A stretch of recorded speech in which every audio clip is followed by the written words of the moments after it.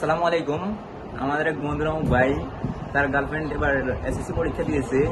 তিনি আমার বন্ধু বলতো, তিনি বলতো যে তার গার্লফ্রেন্ড নাকি ক্লাস পাইবে, কিন্তু ভাই রেজাল্ট। এ প্লাস প্লাস নেই। আচ্ছা আচ্ছা আমি বলি, এ প্লাস পাওয়ার কথা হচ্ছে কিন্তু এ প্লাস পাই নাই। আর হচ্ছে কি জানি কো, আমাদের বন্ধু ভাইয়ের গার্লফ্রেন্ডের ভিতরেও কারণ আছে।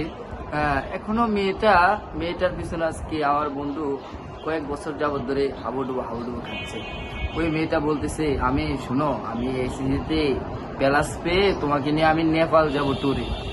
কিন্তু যখন আমার বন্ধু এত ধোকা দেওয়ার পর আমার বন্ধু শুধু বলে আমার গার্লফ্রেন্ড, কিন্তু গার্লফ্রেন্ডে তো হইলো না। কিন্তু গার্লফ্রেন্ড হয়ে আর লাভ হইলো কি?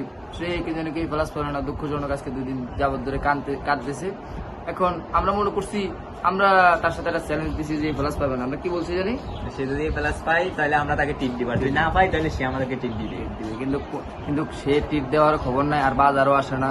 তা কি জানি কো, আর একটা হচ্ছে কথা, সে বলছে যে সে ভালো একটা রেজাল্ট পেলে তাকে নিয়ে হানিমুনে যাবে, কিন্তু এখন রেজাল্ট হয়নি, মানে রেজাল্ট ভালো হয় নাই, বা কি জানি কো ভালো কোনো জায়গায় যাইতে পারবে না, কিন্তু এখন তো তাকে নিয়ে থাকতে পারে।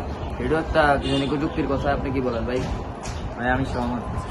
এই আর কি জানি কো, যারা এমন বড় বড় কথা বলছেন তাদের তো কোনো খবর নাই। আমার এই বন্ধুরও খবর নাই। বন্ধু আজকে 2 দিন ধরে খবর নিতেছে তার গার্লফ্রেন্ড কতক্ষণ কাঁদে, সে ততক্ষণ কাঁদবে। বুঝলেন কি ভালোবাসা? তার জীবনে একটা ফিল্ম করতে পারলাম না, জীবনে দুঃখ, এই বিজনেস, এগুলো লাভ হবে না ভাই।